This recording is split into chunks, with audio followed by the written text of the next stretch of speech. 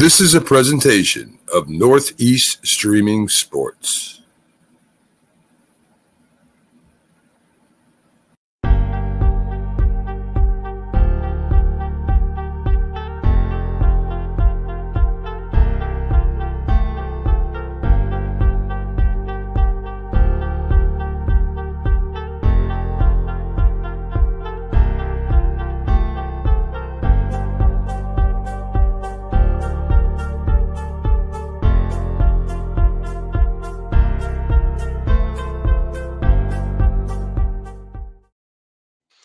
Good morning, everybody, and welcome to the Mac and Jack Saturday morning debate show. I am Jamie Pags filling in for Mac. Jack is still on vacation, but we do have the doctor, the Yankee guru, Dr. Seminger. How are you doing, Paul? Good to see you this Hey, morning. Jamie, how are you? You know what? I have the number one, and we didn't even talk about this before we went on. I have the number one sports debate question of all time. I just thought of it as we were getting ready for the show.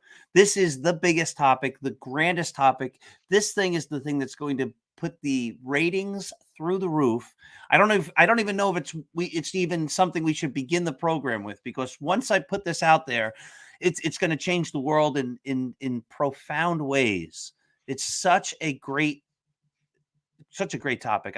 I'm just overwhelmed with my brilliance. I And even tell you, now thinking. you got me interested. I feel like you teased it all the way to me. So I'm excited. Maybe we won't start off with it. Let's come out.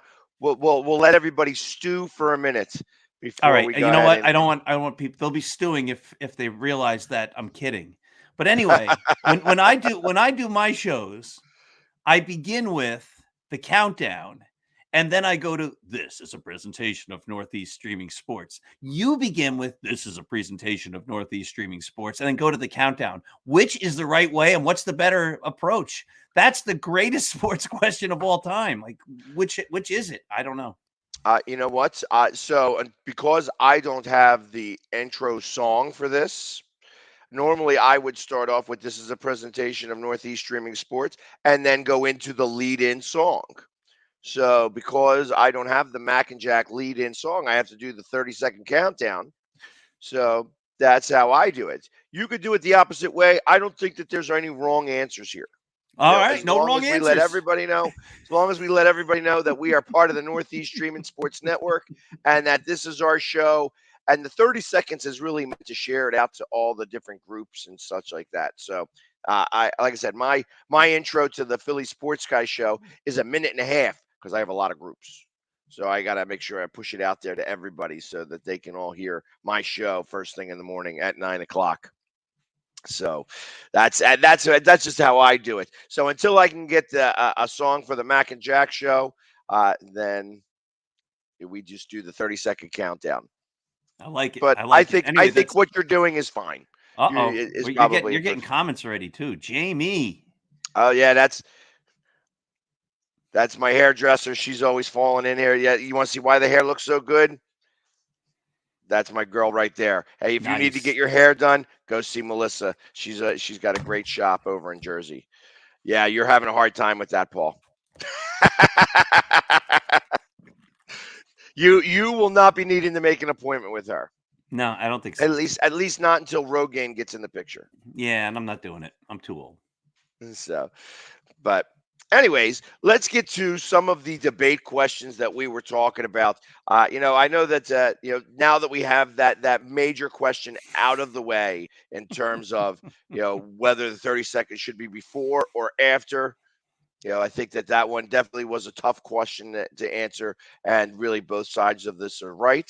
But let's go to something a little bit more pressing. As I watch all the time when I go to my living room, which is Dolan's Bar for everybody who knows me. I typically they have the Golf Channel on, and when I think about the Golf Channel, I immediately start thinking about all the stuff that's happening right now in the world of golf with the PGA and the LIV and who can play in what league. And now they're trying to start the Ryder Cup, which is this team competition from countries who can play, who cannot play. The Ryder Cup has nothing to do with the PGA, but ultimately they are, staying on the side of the PGA, where if you are going to play in this LIV league, that you are going to be banned by the PGA. And ultimately, there is some discussion on whether these players would do a class action antitrust lawsuit against the PGA because they would not be allowed to play in any of the majors because they're having a lifetime ban for going to playing in this new league called the LIV. The reasoning that they're giving, just so that I can give a little bit more background to this, is that, well, the Saudi government is really the big backing in this. And of course, they have, ridiculous amounts of money over there. However, it is not necessarily the most forward-thinking country. That they do things very, very, very old school in just the way that they treat people. And I'm gonna leave it as a basic situation rather than go into details. And I don't want to make this a political thing. However, so PGA is taking their stance as, well, they're bad people over there. So if you want to go play with them, you can't play with us. And that's in essence the argument that they're making. Truth of the matter is, I feel like this is a follow the money situation, and the PGA itself makes a lot of money on these tournaments, and the winners of these tournaments only make a little bit of money. That they get all these sponsors, and realistically, if you win a tournament, in very small cases, you're making $1 million. That's most of these tournaments, you're not even making $1 million. You're only making like 400,000 or 500,000. That most of these golfers make their money off of endorsements and sponsorship from some of these golf companies. My question, the debate question is, should this lawsuit go through, this antitrust lawsuit go through, and or should these players be allowed to play in both leagues? And I'll open it up to you. Yeah. All right. So great questions. Anybody who watches the show on a daily or a weekly basis knows that, I'm a baseball guy primarily, a little bit of football. I don't watch much of the other sports. So I only know this on the periphery, and I just learned a whole lot from your opening about it all. But what it does is it brings to mind the history of other sports in my mind and how leagues and things worked through that, right? There was the NFL, and then there was the AFL, and they merged. There was the ABA and the NBA, and they merged. In the 19 teens, there was a thing called the Federal League that tried to compete with Major League Baseball, and players went to the Federal League. But in the end, they with the football and the basketball, the two leagues merged and they came together. With the Federal League, it sort of folded, and the players who had gone there had come back. I mean, I think we are always, or should be, in favor of competition, right? And if there's an organization that's, it's really like, think of all the different football leagues, USFL and the XFL, and now none of them have really worked. It's tough to be a new league in a sport that's already dominated by something else. But the idea being, if there's a different organization, and again, I don't know anything about LIV or the PGA and where the money goes and who gets what money and all that kind of stuff. But if there's an organization just on a basic face value that's going to say, we can deliver the product of golf in a better way or a different way that might be more interesting to viewers, or a better way for the viewers or the population or the players or whomever, join our league. I don't think there's anything wrong with a player saying, you know what, I would like to go play in that other league. It's different than the sports where a player can say, I don't want to be on this team anymore. I'm now a free agent. My contract is up. I can go to a different team. I don't think they're teams in the PGA. It's everybody against each other, right? So the only way then to go to a different team is to go to a different league, right? So if there's this other competing league, you say, whoever you might be, if you're a golfer, hey, you know what? I might be able to do better financially, or I like their travel schedule better, or I like where their courses are better, or for any number of reasons, I'd rather go play in that league. And I can see the PGA saying, if you're going to be in that league this year, you can't play in our league this year because we want the people in our league to play in our league and the people in that league to play in that league. That sort of makes sense, I guess. If you're playing for the Yankees, you can't be playing for the Phillies. And if you're playing for the Dodgers, you can't be playing for the Giants. I guess that's sort of a similar analogy. But I think the problem is really where this lifetime ban comes. Like, you can't play for them, and if you do, we will never let you back.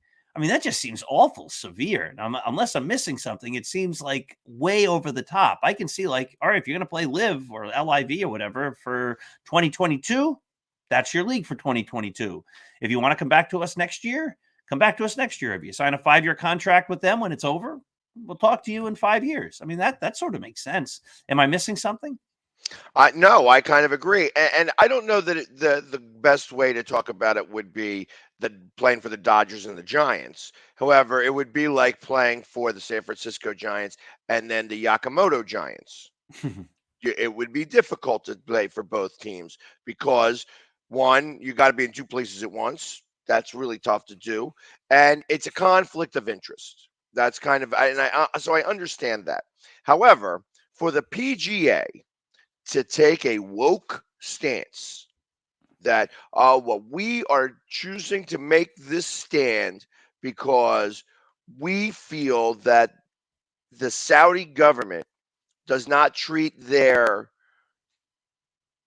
people well, that they are very very Non-progressive. old school. Yeah, very old school when it comes to the treatment of women. When I say old school, I mean like very old school, like that women just don't rank as high as men in that country, and there are a lot of political ways that they deal with things in comparison to the way that any third world country does. And I mean, we're learning about this in a lot of different ways. I mean, just to kind of speak into that, Russia just said, hey, we're going to give this girl 9 years for bringing a vape pen into the country, because how many times has everybody heard, don't bring any drugs into Russia because you don't want to spend time in that jail? Well, that somebody thought that they were smart enough that they get around it. Well, she wasn't. And that's, it's not the same over there as it is here. And they could do whatever they want to. Now, using a high profile female basketball player as a political prisoner, that is a little odd. It's definitely something that's not, right, and probably meant for another debate question at another time. But the PGA itself, I mean, the PGA, out of all of the major sport, I guess, conglomerations, NFL, NBA, MLB, and things like that, they were the ones who were the least woke. In Augusta, Georgia, first off, they wouldn't allow any person of color in there really until Tiger got in there. I mean, and so we're talking now in the late 90s, there still was challenges with people of color.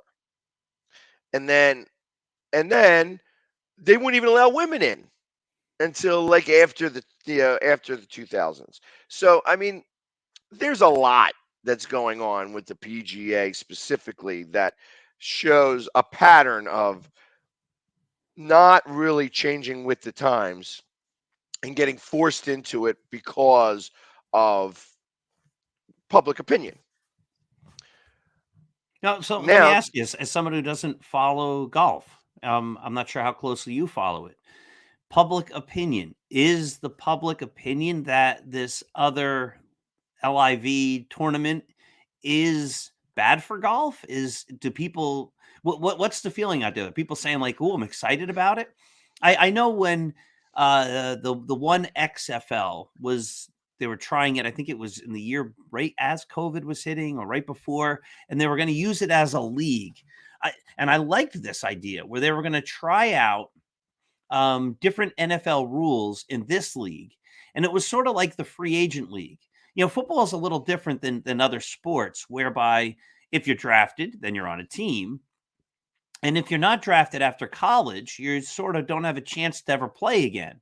So you have like one shot and one opportunity. And if you then don't get it, well, you let it slip, right? Or the teams let it slip, and you don't really have a chance to continue playing. This was sort of going to be like the minor leagues in the sense for football, where you have these guys that slipped through the draft who are good enough to play at least at some professional level or at some highly competitive level.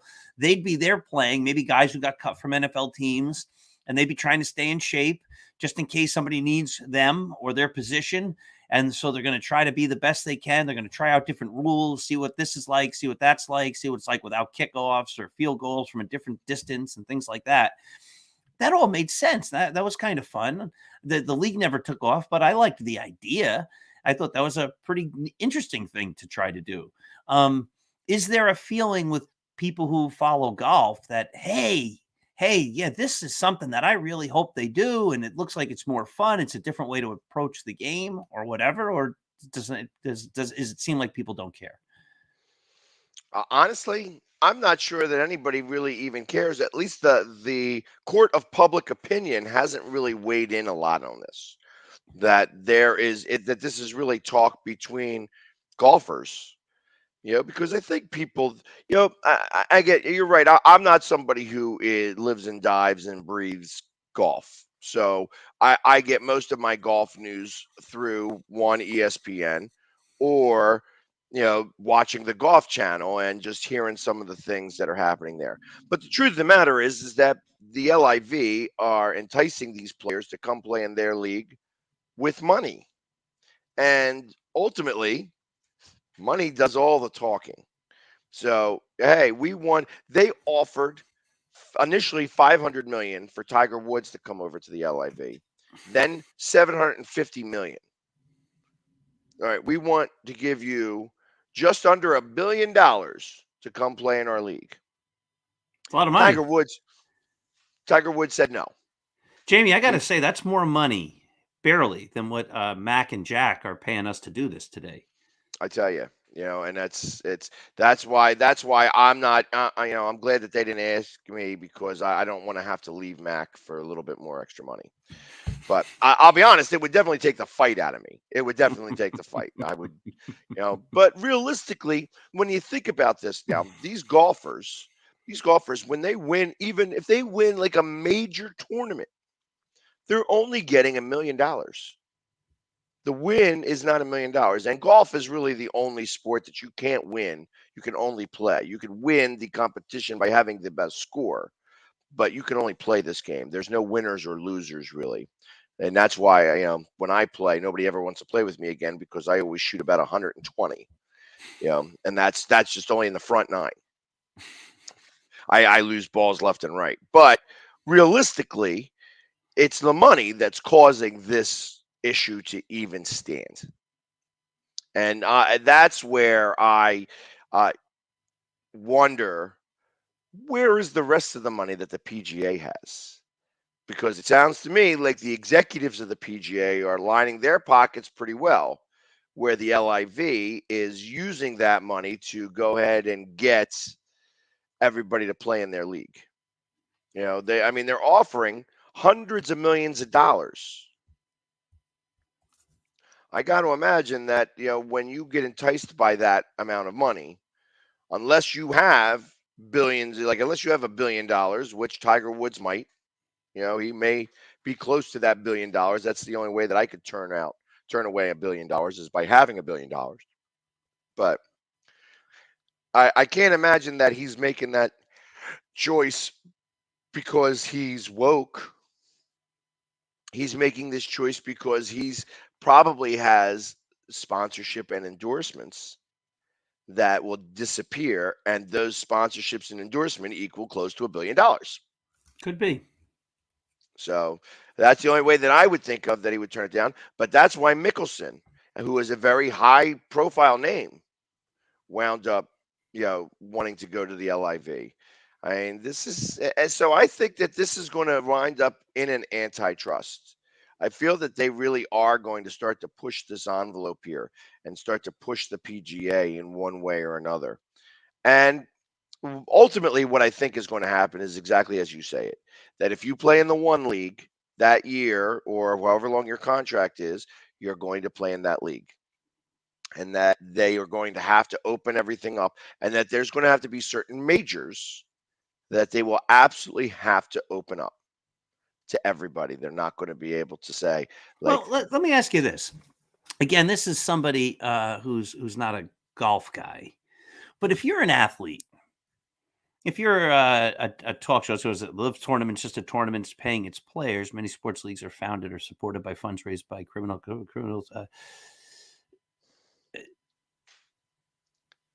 If it'll prevail if the athletes show up. That's interesting, right? So my question is this: if you're not allowed, Pebble Beach, right? That's a golf course, and right, is there a tournament there? There must be a tournament there, or a Masters, or something, right? well, sometimes they have the U.S. Open there. The U.S. Open, right? That's what I'm thinking. If you're a professional golfer, right, and the LIV is running a program, or the PGA is running the tournament. I said program, but I mean tournament. So there's the U.S. Open, and it's going to be at Pebble Beach. And if you're a golfer, whether the LIV is running it or the PGA, if that's the big event of the year to decide who's the greatest golfer, don't you want to be part of it? Right? Isn't that the idea? Like, I want to prove that I'm the best golfer in the world. I want to prove I'm the best tennis player. So I'm going to play Wimbledon. I'm going to play the U.S. Open. I'm going to play, the French Open and the Australian Open. I want to play a Grand Slam tournament because that's where the best of the best play. So if there's a big time golf tournament, whether it's part of Live or whether it's part of the PGA, like, if I'm a big time player, that's where I want to play. And might that even make it more interesting if the big tournaments invite the players? Let's say LIV becomes something that's equal to the PGA over 5 years. Wouldn't that make it even more exciting? It's almost like the All-Star game or the World Series. We're going to have the best players from the PGA play against the best players from the LIV at Pebble Beach for the World Championship of Golf 2037. I don't know. That sounds like it's something exciting rather than something like they should be fighting. They should probably figure out a way to make the two leagues or whatever work together, and they might have a better product in the end. Well, I agree. I feel like that you were right from the very beginning statement that competition is always a good thing, and the fact that the PGA is trying to dissuade the competition because ultimately, what's occurring with this is that anybody with a lot of money could start their own league, which they could. No, obviously you'd have to have multiple $billion to try to have a league similar to the NFL. If you wanted to try to compete with the NFL, you'd have to bring a lot of money, correct? And when you have like the USFL who jumped in here and had a full season just recently, and I feel like they did it right because they had to cut as many costs as possible. Yeah, They they wanted played to all their make games in Birmingham, right? correct, and then they went and did their playoffs at the Pro Football Hall of Fame. And the NFL was a very big presence at a lot of these games because they saw what was going on. They saw that this is now the USFL has become a AAA league. That's what this is for the guys who did not make the cut for those next. So you have the top 1,500 athletes that get to play football. And then you have the next 1,500 that are close, Mm-hmm. but don't get to make it. And like I said, in previous lifetimes, you didn't get the opportunity. You'd have to stay in shape and then go to back as a walk-on for the following year. And there's a lot of semi-pro leagues, and then there's the arena leagues and stuff like that. But ultimately, there wasn't any professional leagues. When you're a AAA baseball player, unless you have a two-way contract, I got to imagine that you're making what? And you may be better suited to answer this: $20,000, I think it's more than $30,000. that. Yeah, I think it's about 40 or 50,000. I mean, as you're talking, let me try to look that up. But that being said, you're not making millions of dollars, No, you're not. but you are able to sustain a life while you're playing that, and in the off season, start to work on something else that's going to maybe take you as a real career if baseball doesn't pan out. Yeah, in football, in the NFL back in the day, I mean, Chuck Bednarik, he sold concrete. So that was what he did in the offseason. That's why he was called Concrete Charlie, because they didn't make enough money. Sports is now a whole different setup. Being a AAA player, I guess there's some people that are making a lot more money. That's when you're a two-way player, if you're like a number one draft pick, that you can probably make a couple of $1 million by playing in AA and AAA. But for the most part, you aren't making that money. That the average player is probably somewhere around that $40,000 mark. And if if another league came in and said, "Hey, we want you to come play for us," if an independent team, so you're with the Yankees, and you're in their AAA club, and you've been there for a couple of years making $40,000 a year, and an independent team comes out and says, "Hey, we're going to pay you $1 million to come play for our team." There's a thought process that's going to go into your head that says, you know what? Maybe the Yankees aren't my thing. I'm going to go play for this independent league because I'm going to take the money now, because it would take me 20 seasons at $50,000 to make a million, where I can make a million right now. And I feel like that's what this is a little bit about. That these guys are, if they're offering hundreds of millions of dollars. This isn't like, hey, I got a crisp $1 million bill here. No, I've got a cool 100 million, 250 million, a half a billion.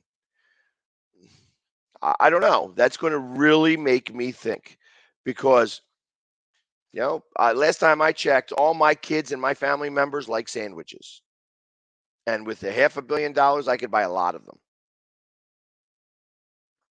maybe with some gourmet cheese on it. I I lost you. Your sound is gone. There it is. There we go. Yes. Yeah, I wasn't able to find the salaries, a reliable source there real quickly. What a minor league baseball player makes. They had it at AAA as low as under 20,000. I find that hard to imagine that they're getting paid that low, but they're not making lots of money. And so you're making a great point. If you're going to be offered, more money to play in a rival league, why wouldn't you do it? So it'll be interesting. It'll be interesting. Nothing, no Yeah, doubt about it. and ultimately, the moment that you mention the word antitrust, big red flags get thrown up.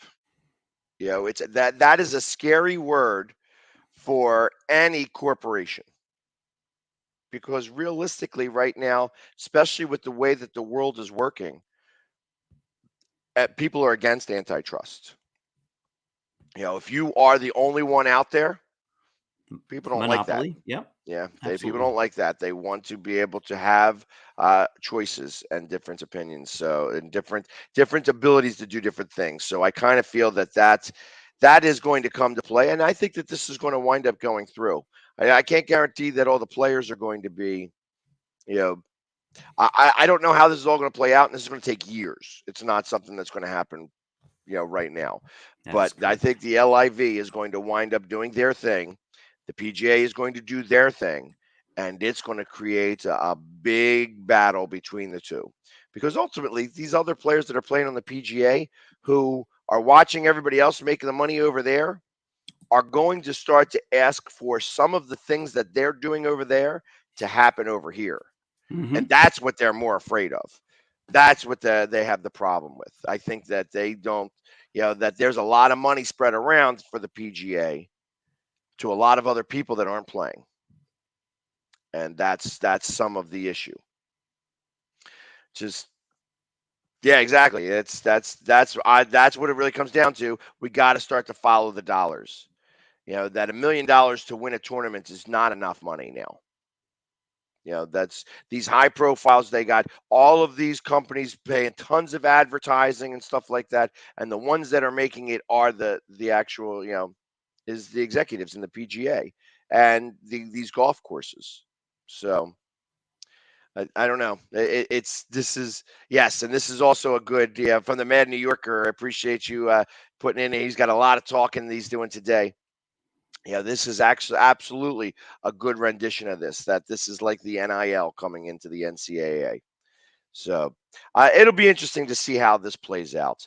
But like I said, different from the ABA and the NBA and the AFL and the NFL, I do not believe that there is going to be able to be a merger of Mhm. these two. That's going to be a really big problem. So they're going to But wind up. there could be in the scenario I gave before, if the LIV becomes big and the PGA stays big and they each have their core players, it there would come a point in time when they compete at some golf tournament, which could be a boon for both of them. Like, we're going to take the best from this group and the best from this group, and they're going to compete. It's almost like a World Series or a Super Bowl or something like that. But what do I know? I'm not a big golf guy, but it just seems like there has to be room in there for them both to exist, you would think, but who knows? Well, and see, now that brings a very interesting question up because I see now this is where I know I don't know enough to be able to speak intelligently on this, but does the Japanese Baseball League play at the same time as Major League Baseball? There's an overlap, yes. Is is it possible? I mean, and I don't know why they haven't done anything like this. That they could have an all-star team from the Japanese Baseball League play the all-star team from Major League Baseball. I think I that's sort of like what they're trying to do with the World Baseball Classic, but that always happens at a weird time, spring training or whatever, or after the season. Um, I would love that. I would also love for the World Series to truly be the World Series, right? Like I guess, no disrespect to any other country where they're playing baseball, but the biggest two countries who play baseball are the United States and Japan. Korea is having a lot of baseball. They were showing a lot of that during the strike and things like that. These are some big time leagues, and you're seeing players going between the leagues, right? That's really where we're seeing the players mostly play between these different leagues. If Cuba were open, I guess there's a lot of great, obviously, Cuban players. But wouldn't it be kind of fun if you took the best team from each of those leagues, or even just America and Japan, and said, like, all right, we're going to play the do Yomiuri like a Giants like a against the Champions League, yeah. like a So Champions this is League that interesting. happened in November.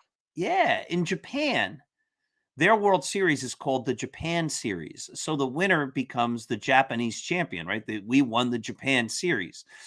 In America, we like and this was obviously the word was coined in the early 1900s, but we call it the World Series. But it's not really the World Series. It's North America greatest baseball team series. So we kind of fun. If they want to grow the sport, they want to make it more interesting around the world and create more excitement. If instead of a World Baseball Classic, you do align it so that the seasons all do end at roughly the same time. And at the end, you have the America World Champions, but then you also have the Japanese champions, and you have the Cuban champions and the Korean champions. And there's a big league in Mexico. And then somehow there's a seeding, and those teams play once more to be the true world champions. That'd be kind of fun. I agree, and I know that they have played exhibition games, and really since COVID, they haven't done any of that Right, lately. Yankees played in Japan. In fact, Ichiro, he had retired, and the Mariners then played those couple games in Japan. They played real games, like the Yankees played the Tampa Bay Devil Rays, if I believe, in Japan, And I think they've done that in England as well. You bring the Right. sport to different locations and you have two major league teams play against each other. And when they do that, they do play scrimmages. I think the Yankees did play against the Giants of Yomiuri in Tokyo when they went, I guess, in 2003 or whatever it was. So yeah, they do play against each other, but it'd be kind of fun at the end for us to be able to crown a true world champion. And I I think agree. it would be more exciting than the World Baseball Classic, which just doesn't quite. It's fun, but it's not quite the same. Yeah, and I agree. Only because it's a preseason tournament, and that's where it's you're not getting the guys in prime shape. Right. That's the hard part of this, is that they are just getting themselves warmed up, getting the muscle memory back, and now you've got them kind of going from cold to trying to get up to 100 miles an hour. They're not really going at that speed, and ultimately, it's worth more to the smaller countries than it is the bigger countries. Because obviously that these players are not wanting to get hurt in this small tournament. They want to try to win the World Series, where maybe it's not felt the same way in Japan, where winning the Japanese series isn't like, I would rather be the world champion, literally of this world classic, rather than, being the Japanese champion at the end of that season. Is that really a big deal to me? I don't know. I think in Japan I it is. I think winning the Japan series is huge. oh, I got to imagine, and this goes back to, if you're playing in a league, you want to win the championship in that league. It Let me doesn't tell matter. you, you're 100% right. So I've played competitive sports my whole adult life, and whether it's the local men's softball league, or whether it's a league that travels among different towns and different areas and things like that, every team wants to win. So tomorrow we play our first playoff game in one of the baseball leagues, right? So tomorrow's the first playoff game. Everybody on that field is going to want to win that game. And then they're going to want to be able to play again next week and the week after, however long the thing goes until we crown a champion. And then when you win, everybody's going to be like, yeah, we're the champions. We're the best, right? Because people want that. Truth be Right. told, like, these are grown up amateur league, so that we're paying money to play in, but you still want to win, right? And like, we're taking this guy, we're going to sit this guy. I mean, I've seen that even in the local softball league, like, teams telling guys, don't show up for the game tomorrow, we got to win, and like just horrible things like that. And because people take winning seriously, they get their judgment sometimes gets clouded by the fact that they have to win the game. They want to win the championship. So you can imagine, if that's where it is at the local level, what must it be like at the professional level? Like, yeah, we got to win this thing. It's big time. So, and there's money involved, right? Right. Well, and that's exactly it. There is money involved. So, and that's where I feel that, that again, that's what spawns people. Money does talk a lot. Where we're playing at, like I said, when I play my slow pitch softball team that I pay money to play for, and I got to buy my hat and my jersey, and ultimately, the dues that I pay for, the team pays for to be in the league, gets a small little trophy. You know what I mean? Maybe a plaque for the bar that you play for. But everything is about that little trophy and that plaque. That's what I want. You want to play that. You want to win that championship. So any tournament that you're in, you're going to want to win. If you're a competitor, the competition is what drives you. That's what drives you. That's what drives that car. So I like the idea of possibly having this Champions League and doing it in, like I said, November. Like having, the hard part is that after a team that just played, it could be somewhere around 180 to 190 games. Do you want them playing another 20? That's true. 30? Somebody in the comments, it was the Mad New Yorker again. Let me pull that one up here for us. Baseball could do it, but the season would have to be shortened. So yeah, Listen, I'm not really in favor of I think we're going to talk about rule changes this week or next week or things like that. I'm a traditionalist, so you get used to the 162 game season, and I like the 162 game season. So I understand the point. Like, you really want to tax your team and your players that much more for one more series. I think there's some big issues. I think really what we're talking about isn't the practicality of these things. It's just the idea. Like, this would be something for the leagues to think about.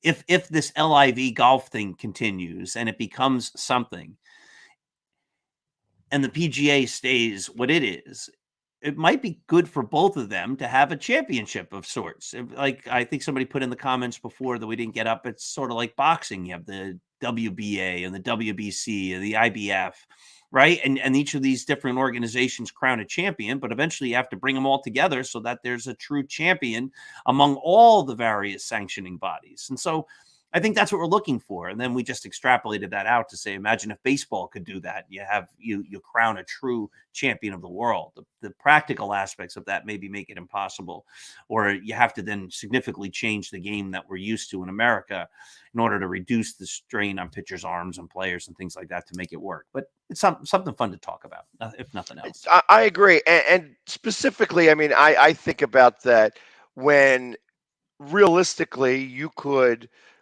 instead of maybe taking the best teams and doing a Champions League, maybe instead you get all-star teams. Where I know, and again, I don't know enough about the Japanese league, but I assume that it's probably similar to the national and American leagues, where they have two separate conferences. And maybe you grab all-star team from each one of those conferences, and then maybe some of these other leagues that are only single leagues. Again, I don't know enough about the Taiwan League or the Korean League or the Cuban League, the Mexican leagues. I don't know how many there are teams that are in this. But if you were to take some of those smaller leagues and they were to make all-star teams, and you had 10 all-star teams, and did that in like a round robin tournament, similar to the way that they do the Little League World Series, I think that would be something that people would be interested in. Again, it's a matter of how you going to work this, and of course, people would need to want to play in this game. So it's like, because it's just like any other All-Star game. You have somebody who wants to play, somebody who doesn't want to play, and ultimately, you got to pay them. So there's a lot of different things that are able to make this reality, but there again, it's all driven by the dollar. The money is going to be what really makes this, this thing.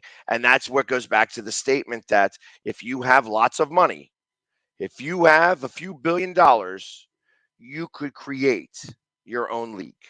And that's what the Saudis are doing with the LIV. It'll be interesting to see how it plays out. Yeah, so it's yeah, but that being all said, this actually is a great segue, as we are talking about baseball and such like that, to go to our next question, which is right now, baseball has got 30 teams. And with the expansion of the playoffs to, in essence, there's going to be there's 12 teams that make it now, instead of what was, I think, originally 4. And originally, going on. Really, originally it was only 2, but that was when it was a much smaller league. Then it went up to 4, where they actually played, and then maybe 6. I guess 6 teams in total, where you'd have the best of 5 series. So I guess really 8, where you'd have the best of 5 series, and then the best of 7 to go to the World Series.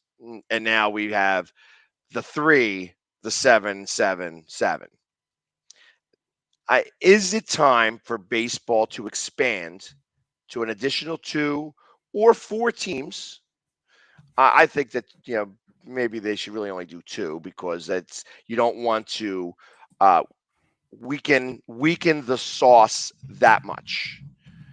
But ultimately, that could it expand to 2 teams, additional 2 teams, and where would be the best place for those 2 teams? Great questions.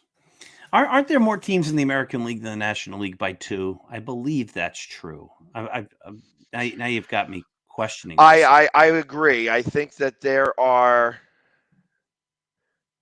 what is there, 6 teams? There's 5 teams in each one of the. Well, maybe they're equal now. Yeah, I think there's only 30, so it might be five in each division. Yeah, And all right. that was part of the Houston thing, and where Yeah, originally there was 2 more in the American League in comparison to the National, and then that's when Houston made the transfer over. right. So if there is the same amount of teams, and it looks like there are, every division has 5 teams in it. One of the things that happens in sports is they change things so often and they move things around that sometimes you lose track. And that's definitely what happened here with me in baseball. I was talking to a big baseball fan the other day about the Brewers and how the Yankees were playing the Brewers in 1981 in the playoffs. And they just couldn't understand it. And the same thing about the Mets playing the Astros in the playoffs. And they just couldn't understand it because when teams are moving from league to league, they're a National League team, now they're an American League team, they're an American League team, they're a National League team. It sort of hurts that continuity. So if a league is going to expand, they're going to have to expand equally, right? If you're going to put a team in the American League, you have to put a team in the National League. So I'm going to say I like it just the way it is. I think what they need to do is keep things status quo for a while so that people can get used to what's happening and the format. We're going to have a brand new format this year. Does that mean we're going to have a different format in 2 years and another different format in 4 years? And again, what happens is it becomes hard to keep track. So originally when we were talking about this, I was under the misperception that the American League still had a couple extra teams, but counting them up now that they're equal, I'd keep it equal. Well, and I understand what it is that you're saying. However, because I feel that there are now, that this could go to the way of football, where with 32 teams, you could have 4 divisions where you're playing your division more frequently than you are other teams. You play your conference again a little more than you would play out of conference, and then you're playing one division. So where you're having like 6-game series or really 4-game series outside of your you know interleague, so to speak. I like the idea of 2 more teams coming in. I feel that 32 teams makes it a round number. It allows for the I mean, right now it's what 6 teams on each side make it. You got the 3 division winners and 3 wild cards. I like the idea of having 4 division winners and 2 wild cards. Now, of course, football expanded on that and added the 7th team in that one. So now they have 3 wild cards they're able to do that. And I don't know how I feel about that specifically. However, it did help us last year as the Eagles made it to the playoffs by gaining that 7th spot. Did we deserve to be there? I don't know that answer. Uh, Obviously, it didn't show in the playoffs. We got beat pretty handily. Same thing with Pittsburgh. Did Pittsburgh deserve to be there? Had that last game of the season tied, as it should have, really, because San Diego called that timeout, Pittsburgh wouldn't have been in the playoffs. So did they deserve to be there? Now, they had a much better playoff game than the Eagles did. However, both 7 seeds wound up out. And because of that, only the number 1 seed winds up with the bye. Similar in this situation, that I feel that you could, in theory, add teams, realign the divisions again. So, I mean, I feel like that our natural rivals are the Mets, the Nationals, even though the Nationals aren't that great, and realistically, I mean, you could say that Pittsburgh is in there. I'm trying to think of like I think the Marlins are not a natural rival for us. I know that they came on, but realistically, and that they've had our number, but that's not a natural rival for us. That I would keep the natural rivalries intact, and obviously that goes where it would be. I think the Phillies, the Nationals, the Mets. I'm trying to think of that other 4th team that would really fall into that category. And I think that would really be Pittsburgh. because I think Pittsburgh is like that. But you guess again, they play everybody in the Central League, so they're playing Cincinnati and so on and so forth. So there would have to be a little bit more realignment. But I think that you could do that. You could put four teams together and have four divisions, have four divisional winners, two wild cards, and the other two teams that would be in this league. So I'm not a big fan of Montreal. I didn't think Montreal is a really good spot to put a franchise, just because of the way that they treated baseball up there before. I don't think that they still are interested enough. However, I do believe that you could have one really in Monterrey, Mexico. I think that you could go below the border and that there's enough interest below the border in Mexico than there would be above the border in Canada. Montreal, when they had the team, they didn't support it, right? The team was there. It's now the Washington Nationals. It's, people say that maybe had the Expos been in the playoffs in 1994, they were the best team in baseball, or tied with the Yankees. I forget exactly what the records were, but they were both like on their way up in 1994 when that strike hit. That really changed baseball in Montreal. But obviously they weren't making it there. So I think putting another team in Canada makes sense to help broaden the sport. But is Montreal the city for that? I don't know. And I like your idea of putting a team, if you're going to expand, into Mexico, again, because what you want to do is you want to grow the sport over bigger areas, right? So what your idea would do would accomplish that goal. Right. I mean, you could even go. I mean, again, I'm not exactly sure what type of support would be there, but in Puerto Rico. Yeah, Puerto Rico is like the 51st state, anyways, since it is a U.S. territory. You would be able to, I know that they have baseball down there. There are baseball fields all over the place, so it is something that would probably garner some support. And imagine if think about this whole situation that just happened with Soto. And I don't know his nationality. I don't know if he's Mexican, if No he idea. could be he could be Guatemalan, he could be a lot of different nationalities. But imagine you owned a franchise that played Major League Baseball in Puerto Rico, and you just traded for Juan Soto. I'd be willing to bet that it would be very big deal down there. He was born in the Dominican Republic. There you go. So it's, and I mean, again, I don't know how simple travel is between the Dominican and Puerto Rico. Is it even feasible like that? Could you have a Dominican team? And could that country, I don't even know how many people are in that country, could, have a team and be able to support a team from there? Probably not, but there's a lot of people that play baseball out of the Dominican. The Dominican Republic has a tremendous amount of people in Major League Baseball, just as a general. So I mean, I got to say, per capita, that they have a good amount of great players that come out of that area. And could that be a spot for a team? Could be fun. Imagine. I'm looking at the list of the biggest cities in the United States, the 200 largest cities by population. And if you go down, it's obviously New York, Los Angeles, Chicago, Houston. So I'm trying to find the cities that are in states where they don't have a team yet. Indianapolis. So the biggest one would be Charlotte. Yeah, Charlotte, North Carolina. That's the 15th biggest city. And the 16th is Indianapolis, Indiana. So those would be places you could consider. Then you have Nashville, Tennessee at 21. Oklahoma City, Oklahoma, 22.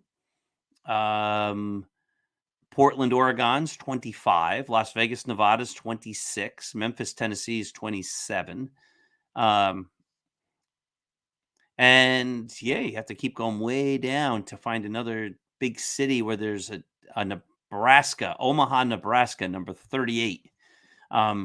So there are some big cities, obviously, that are bigger than some cities. Like Oakland's 44, they have a team. Minneapolis is 45, they have a team.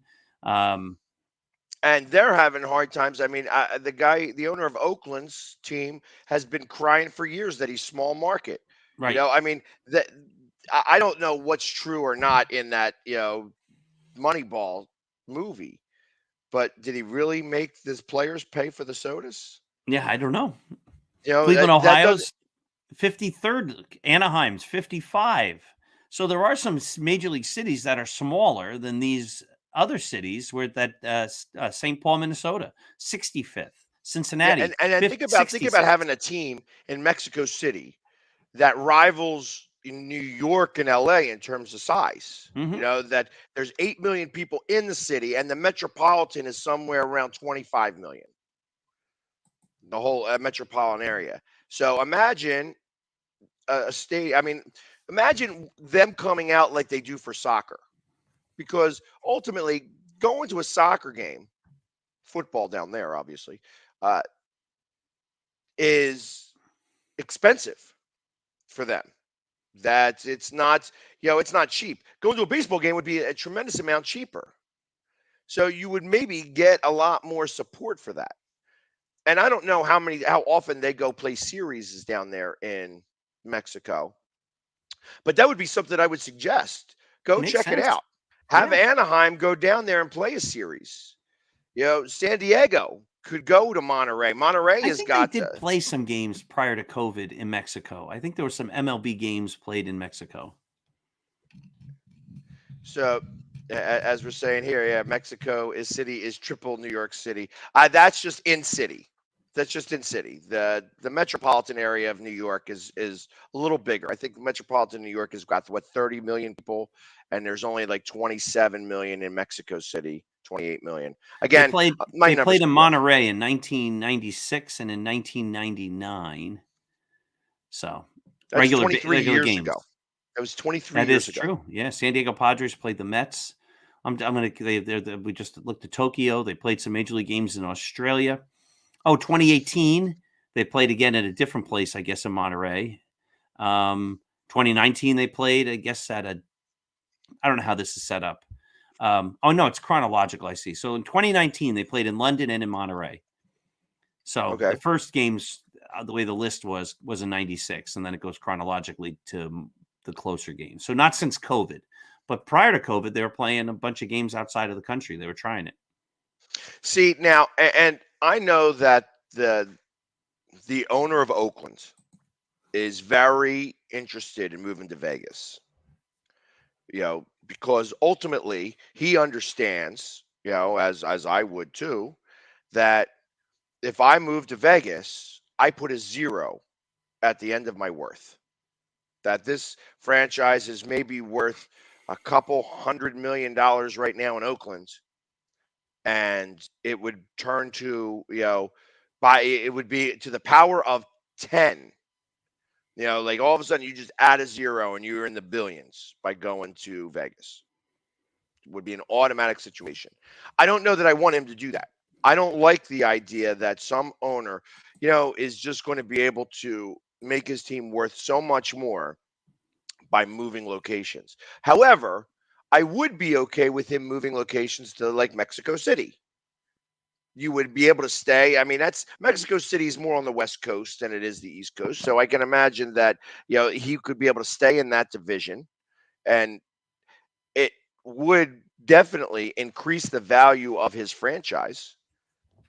And then you could add another team in Vegas if you wanted to, or maybe try. I mean, Monterey's also on the West Coast too, so I can't imagine you can't put two teams out there unless you're trying to do one AL, one NL.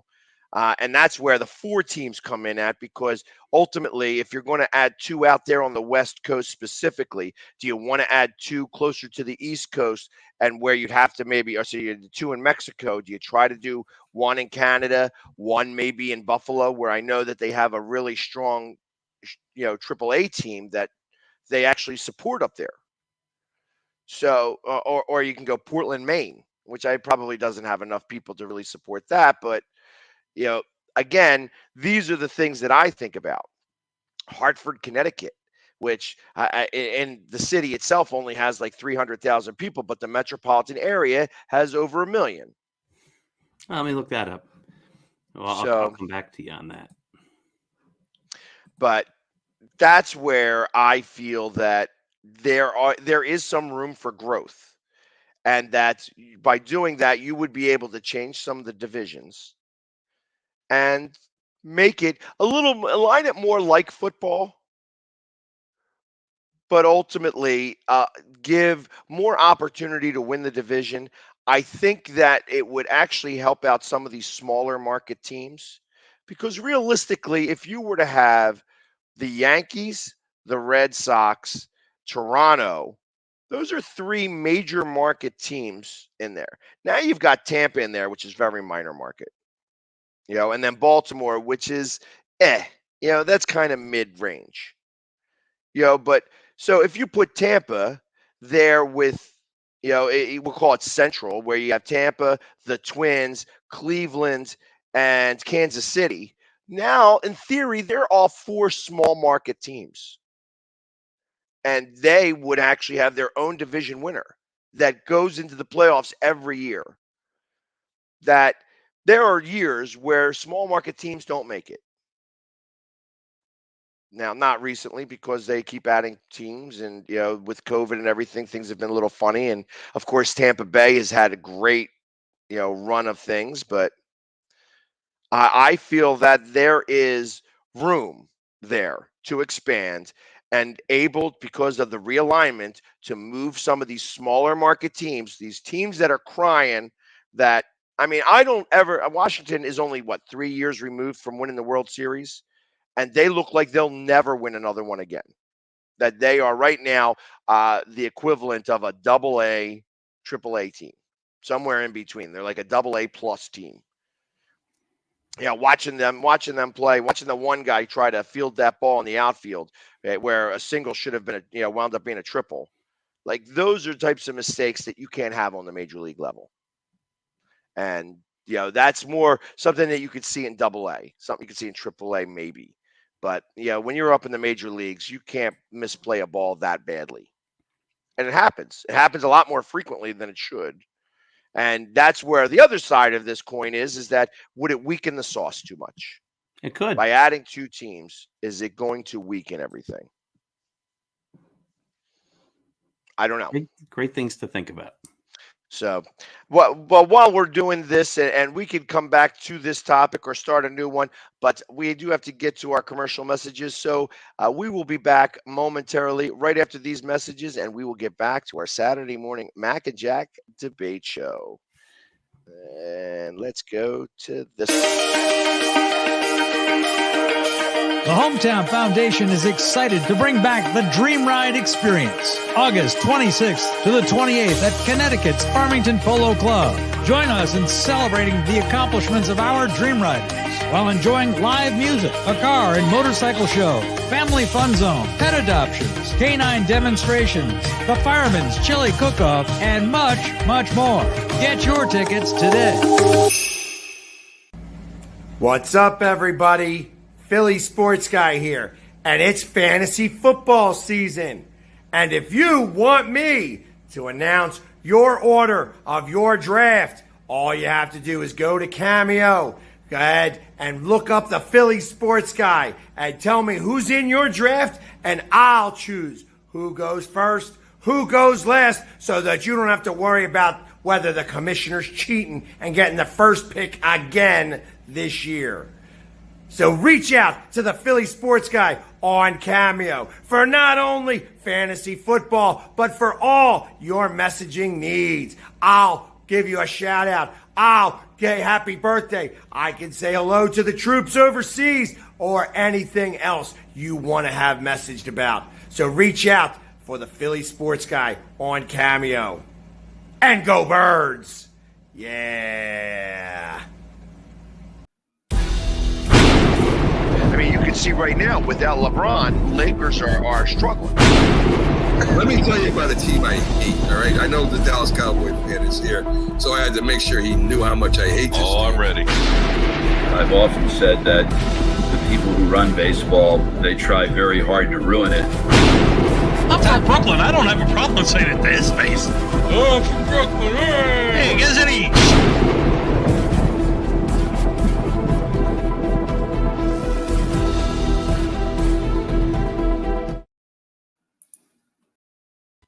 And we are back to our Saturday morning debate show. You know what? Being from New York, as I've been having this conversation with Keith on our Started Up show, as we saw on that last commercial, with Sal, Sal Allen, Sal's show. He's saying something there. He goes, "Hey, I'm from Brooklyn. I don't have a problem saying it to his speech." And then he goes, "Oh, I'm from Brooklyn." And then Sal says something very specific. What is it he's saying? I have no idea. I'm not from Brooklyn. I'm from New Jersey. So that's not something that you hear commonly. That is at each or whatever it is. Whatever he says there, I've seen that ad a million times now, and I have no idea. We cannot figure it out. We got to get Sal on one of these shows one time to tell us exactly what it means and how it goes about. That is the biggest. You know what, Jamie? That might be the biggest question of all. That might be bigger than the whether you do the countdown before the logo thing or whether you do the logo thing before the countdown. That might be the biggest question of all. Yeah, what and are there they we go. We saying on even that have promo spot? the Mad New Yorker doesn't even understand either. So it is absolutely a tough one to pull. I know I've been trying to figure it out for weeks now, and there are definitely words that happen in Philly that you can't understand being from somewhere outside of Philadelphia. And that's like when I say "gee," people have no idea what. Gee, did you eat? In Jeet? one nice little word, jeet. Jeet? Yeah. And of course we say water. Everybody's like, what? What are you saying? No, it's water. I have to sound all nasal to be able to say it properly. That's obviously just the accent from here because we are who we are. And it being from Delaware County, Pennsylvania, just outside of Philadelphia, where Delco people are more Philly than Philly. That's at least I say that, and everybody from Philly gets really angry with me. But they also try to say that Villanova is not a Philadelphia college, and unfortunately they're wrong. And really, Villanova is the only Philadelphia college that actually wins championships. But I'm not a college guy, so it doesn't really matter to me. That being said, there were a couple of other things that you had brought up, and being a baseball guy, one of the questions that you had sent to me kind of spawned me a little bit. And I know that we hadn't talked about this, but I'm going to bring it up here right now. You are a proponent of banning the shift. Yes. And I am not. So I am interested to hear your elevator pitch on why the shift should be banned. Yes. All right. So I'm not usually in favor of all of these baseball rule changes. I was talking about that earlier. It gets confusing when you're adding teams and you're moving teams and you're changing playoff formats. It all just starts to feel gimmicky rather than like the continuity of where a season and what the one season going to the next season feels like. Right up until 1969, there was an American League champion and a National League champion, and they would meet in the World Series, and that was the continuity of how baseball worked. I'm not saying it was right or wrong. I'm not making that argument. I'm just saying, like, you understand. And then they added divisions, so there's an American League East and an American League West, a National League East and a National League West. The winner of that series goes and plays the World Series. Then you had that for, I don't know, 20 years or probably more than that. And that made sense. And you can understand how that all worked.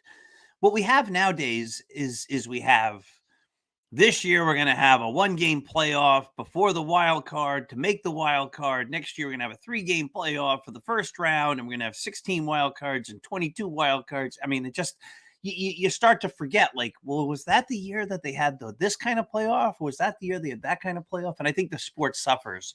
And I think a sport suffers when you start toying with the rules. So all that being said, the one rule change that I don't mind, or I think it's actually the time has come for it to come, is this idea of changing or outlawing the shift. And here's why. I think baseball is a sport that when you watch it, you expect certain things to happen when certain things happen. And certain things are supposed to happen because the players are actually doing the right thing. So when you're taught how to hit a baseball, for the most part, you're taught you want to try to hit it up the middle. With the shift, now all of a sudden you have a guy playing right behind second base. And so you have the perfect hit. You hit it right back through the middle, and all of a sudden it's an out. Or you pull the ball into the hole between first and second base, and it goes in the outfield, but you have a fourth outfielder, or you have your shortstop playing in short right field or something, and it becomes a ground out. You watch a ball go through the infield, and you say, oh, base hit. Oh, no, it's a shift, and now you're out. What I feel it does is it takes away the natural ebb and flow of what a baseball game is supposed to look like when you have guys playing where nobody expects them to be playing. They're not playing in those places either because the manager is some brilliant guy who says, oh, I'm going to try something a little tricky, like you might do in your softball league or something like that. You say, like, this guy seems to always put the ball over there. I'm just going to try it. They have the guys placed in a precise spot because of the statistics that show that 90.2% of the time, this player hits the ball to that precise spot. It's not guessing, it's science. And so instead of having the outcome that the guy should get, it's, well, we moved this guy to that spot, so he's out.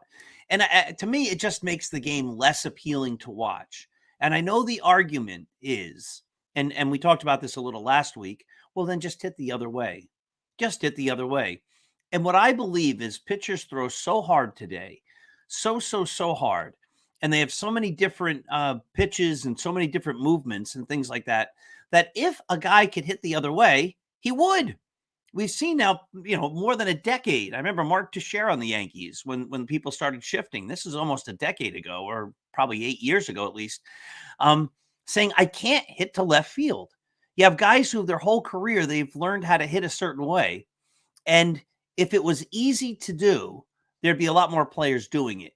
And the fact that so many players can't do it says that it's not something that's in the skill set of the major league hitter, that he can go the other way against a pitcher to beat the shift. I'm talking about in general. Now, can DJ LeMahieu go the other way? Yes. Could Pete Rose go the other way? Can Tony Gwynn? There's always going to be some Rod Carew. There's always going to be guys who can hit all over the field. I'm saying primarily for most major leaguers, they are hitting in a certain way because that's the way they've always hit. I'm not saying you can't change. We talked a little about that with the Derek Jeter show before we went on air. I'm not saying you can't improve. I'm not saying you shouldn't be trying to alter your approach to stay ahead of the competition. I'm not saying that. What I am saying is the idea to just say, oh, just hit the other way, I think is easier said than actually applied in practice. So I think by banning the shift, all of this talking, what it does is it just makes the game look like the game that everybody expects. If you hit a baseball into right field, it should be a hit. It shouldn't be a ground out. If you hit a line drive up the middle, it should be a hit and it shouldn't be a ground out. And for that reason, I think if you outlaw the shift, you actually bring some more excitement back into the game. If you have three outfielders, balls are going to be hitting the gaps. And then you're going to have doubles, you're going to have triples. You're going to see fewer guys than saying, well, there's a shift. The only thing I can do is swing for the fences. So then I'm going to either swing, I'm going to hit a ball out, I'm going to strike out, or I'm going to walk. And I'm not a big fan of three true outcome baseball. And I think the shift encourages three true outcome baseball. Without a shift, I think it spreads the field out and it allows the game to just play the way most of us are used to and growing up how we've enjoyed the game, because it allows for singles and doubles and all that kind of stuff. I don't know if you buy it. But so how would you execute that? Oh, I thought you were going to argue with me first. No, I want to hear. There's more that I'm going to argue with you, but I want to know what would be the way that you would try to execute that. Like, obviously, so everything that you're saying, I understand, but realistically, most of the time you see the shift in the opposite direction, that everybody's going towards right field. Yeah, for right-handed hitters are more traditionally pullers than our left-handed hitters are more traditionally pullers than right-handed hitters, that there is more people right-handed that can actually go opposite way than left-handed. And I don't know why that is, but it just is. So I typically see the third baseman going off into short right field, and that's what you're talking about. How do you combat that? Because realistically, the second baseman could go out to that spot And the shortstop right. could So I think play right at second base as well. And now you really haven't shifted. You're playing the odds. which is right. Which is a little bit different than you're playing a hunch, right? And you're hedging your bets rather than stacking all your chips in one area because the statistics say that that's what you should do, and the guy can't hit the other way because he just can't, because it's hard to hit a baseball, and pitchers are really good at what they do. So I think what I would do is I would say, real simply, before the pitcher throws the ball, there have to be 2 infielders on the left side of second base, and there has to be 2 infielders on the right side of second base. And if you're an infielder, your feet have to be on the infield. Now, if people want it, they're like, well, then they'll move as soon as the pitch is thrown. Listen, we've all played baseball. I think many of us have. You're not usually going to be a great defender if you're running. Oh, the pitcher's about to throw the ball. Now I'll run over there.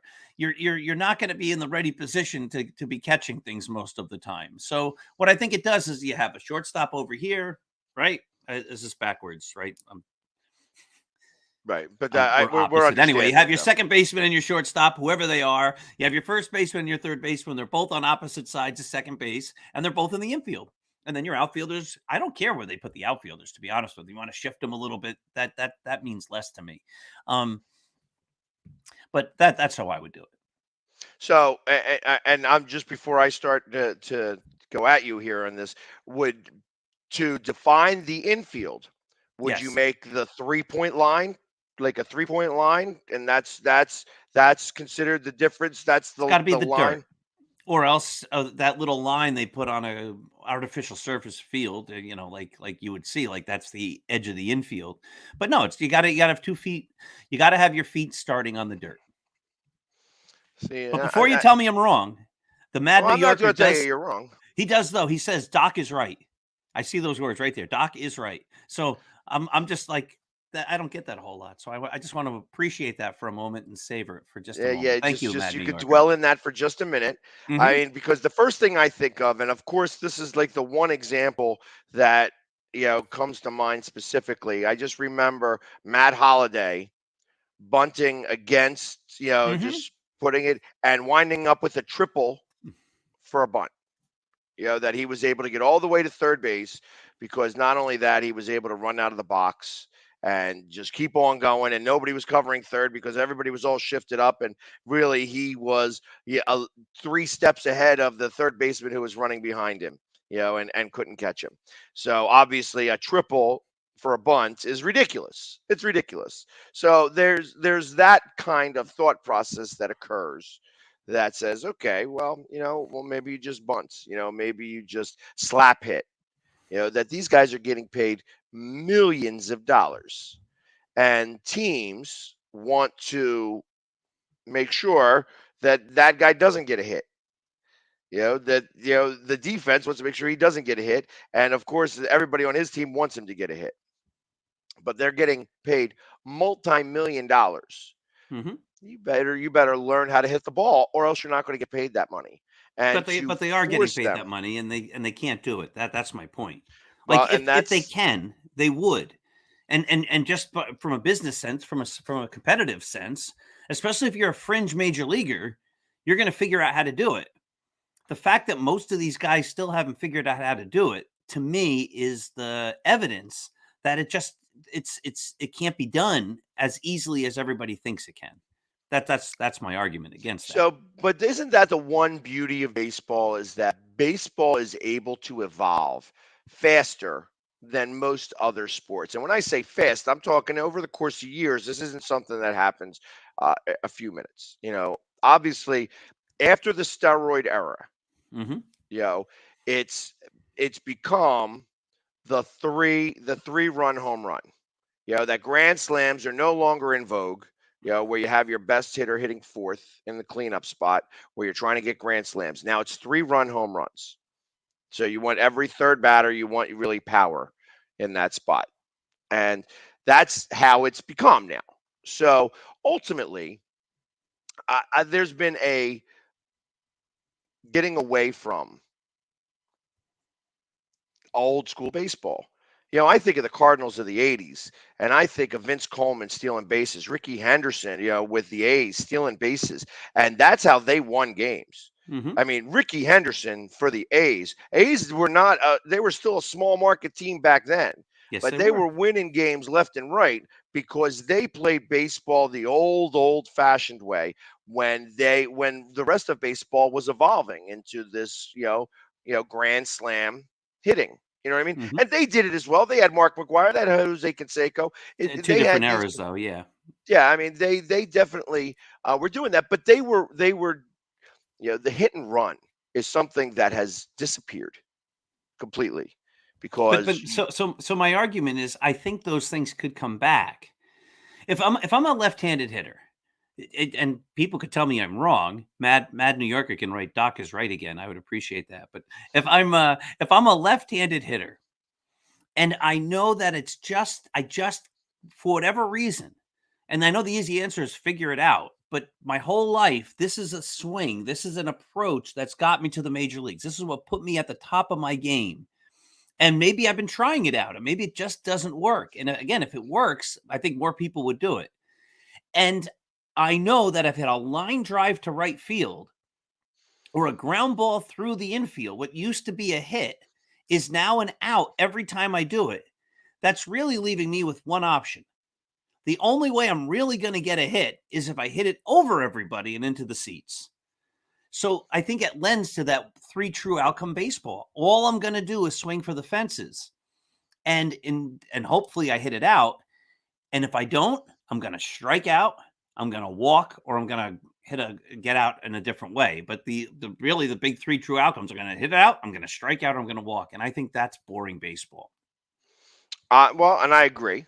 However, my next question is: so you've now banned the shift. Yes, sir. They're not allowed to do this. They're not allowed to go past second base if you're a shortstop.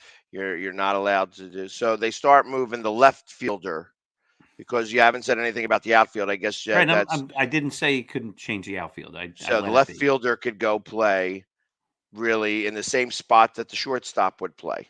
Or you combine everything over to kind of take up a gap so that center fielder could be short fielder, and that your left fielders becomes more of a left center, and you have right field playing the line, and so on and so forth. And you could start to play those types of games. At what point have you then so?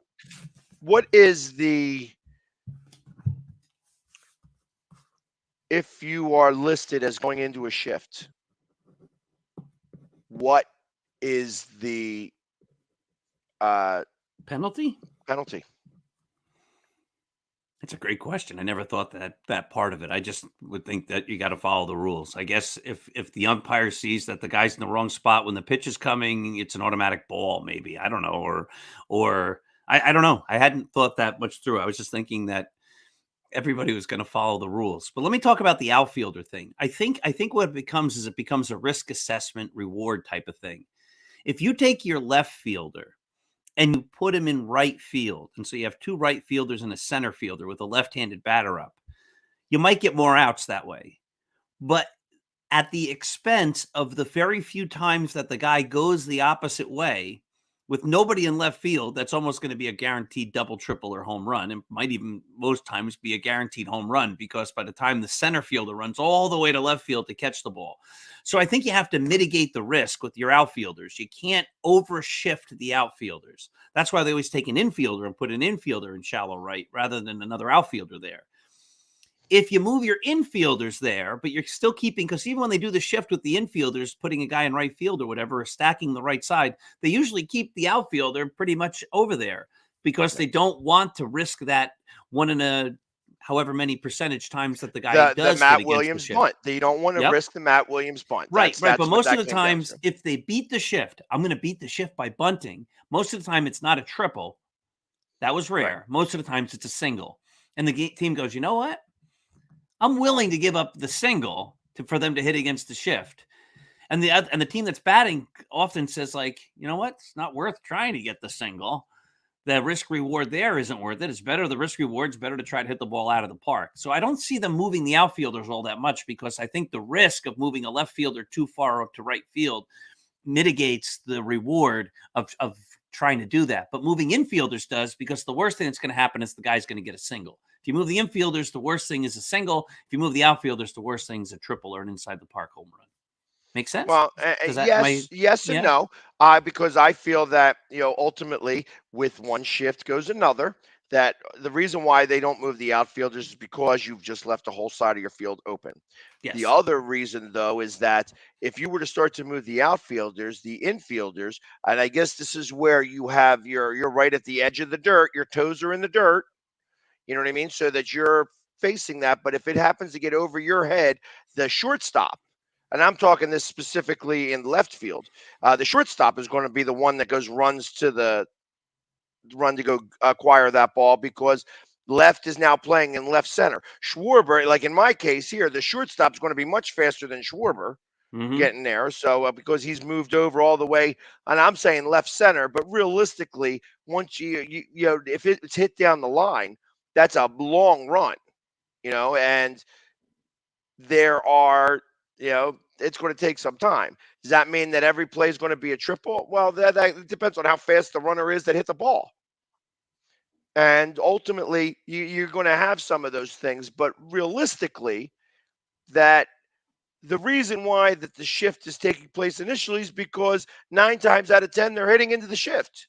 Correct. So if you're shifting the outfielders and moving the infield and not allowing the infielders to move, that ultimately you have now combated that just a different way.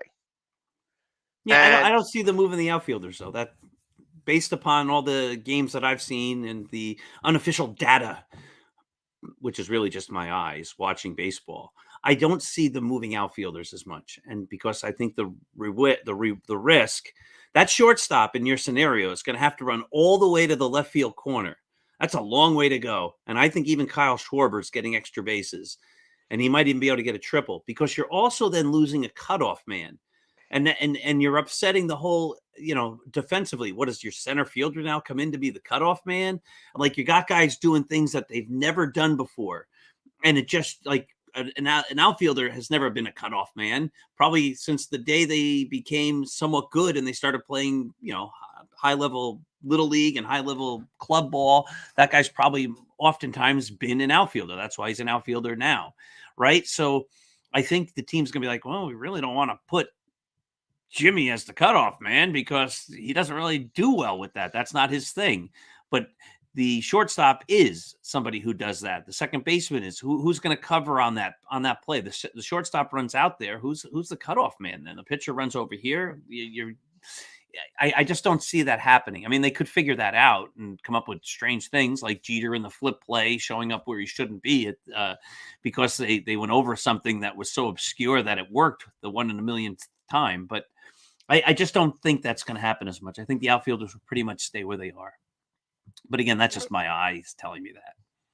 Well, and I get it. And the Mad New Yorker hasn't written Doc is right, so I'm a little disappointed. Yeah, that's all right. He's got the one time Doc is right. That's all you need. So it's just, that's already 1,000% more than your wife. So, this one's like, and I've always thought that there were more questions and more rule changes that I thought would actually make some sense. Like, for instance, when you're at bat and there's a passed ball, why can't you run to first and take first from that? Oh, I think they proposed that. Like, you could run on any pitch past the catcher.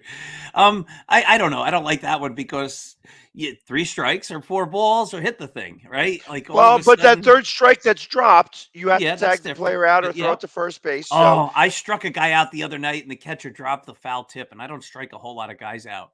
So when I get that close, I was like, oh, darn. So just didn't quite hold on. But that was a foul tip. Yes, now, obviously, that made the difference. If you struck him out and it's a pass ball, then he can go. He can go to first base. And that there are. It's not a frequent play. Obviously, I don't see many people who strike out and get to first base very often. So ultimately, But you're saying anytime this- the catcher, my first at bat of the game, first pitch, catcher misses it, I can run. right. It's interesting. I don't like it, but it's interesting. It changes Because the game. you're getting the pass ball, and in essence, it's like a walk, or it's like a strikeout. It's like strike 3 with the pass ball. Mm-hmm. Now, you can't. I guess there would have to be some type of rule where if the ball is passed, you can't leave the batter's box, because if you leave the batter's box, that shows you can't start to run and then stop. So that rule would have to also kind of be in the mix here some.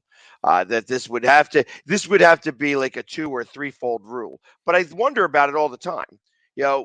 Because there's when a ball gets passed and the catcher's looking for it and he's got to go run and stuff like that, you always see guy go from first to second. In some Yeah, cases, it's you go true. from first all the way to third. And your on base percentage is going to rely on that. Because ultimately you see one pitch, the ball gets past him, you're on first base. Doesn't matter how you got there, the fact that you're there, whether it's a single, whether it's a walk, whether it's a pass ball at this point. You could have struck out and still made it to first base because that ball got away from the catcher. So why not be able to institute that at any time, not just on the third strike? I think they're talking about that. Again, I'm not loving it, but the way you're presenting it, Jamie, it's growing on me a little bit. I'm going to say I was 100% against it before the Mac and Jack debate show today, and now I'm only 94% against it. So you've increased my love of this idea by 6%. But now let's go even a little bit further then. All right. Now the ball gets past the catcher. It hits off that back wall, takes a very strange carom, and winds up in the dugout. You get that second? guy should get second base. It's interesting. We had an umpire the other night completely botch an overthrow play and awarded a guy on first base home on a ground ball. They overthrew the first baseman. He's like, well, he gets there, and the batter went to third, and we're like, this doesn't make any sense. Nobody quite understood where these guys were all moving. But what you're saying is that same idea. Like, you get the base you're going to because of the pass ball, and then the goes out of play, so you get the next base. Listen, if your rule is going to be instituted, the second variation on that makes all the sense in the world. So I was 100% against the rule before the show. I'm 94% against the rule still, but I'm 100% for the additional rule that if your rule is implemented and the ball bounces into the dugout, the guy should get second base. Absolutely. That if they have the one, the other is the natural extension of that. I'm with you. So, but now because of that, ultimately, so you have that pass ball. The guy didn't even try to go run, and the ball winds up in the dugout. He actually gets awarded second base. So that now that's where you can't have one without the other. So this is where I start to take away some of that 6% that I gained. Yeah, I think you just lost a couple percentages. I think the you idea have to do it that way. I don't think so. I think the idea is if it's a passed ball, the runner has to make that split second. The batter/runner has to make that split second decision. It's by the catcher. I'm going to run. Once I become a runner, anything can happen. If I decide to stay in the batter's box, the ball gets away from the catcher, nothing happens. So the ball went out of play. It doesn't matter because I'm still a batter. I'm not a batter runner. The minute I run, if it goes in the dugout, you give me second base, I'll take it. But I didn't have any, I wasn't trying to run. So if it goes by the catcher, it's just like a foul ball. It's just like a nothing. Nothing happened. It's dead. The ball went by the catcher. I stayed. I'm not a runner. I don't get second base. I shouldn't be rewarded for not trying. So let's go the opposite way with that. On the fourth ball, now you were awarded first base. Mm-hmm. Same situation happens, and he goes to second. Yes, and it goes I out of walked. play. Yes. So you it made should be me a automatic. runner at that he winds point. Up going to second. Yes, you made me a runner at that point. Yes.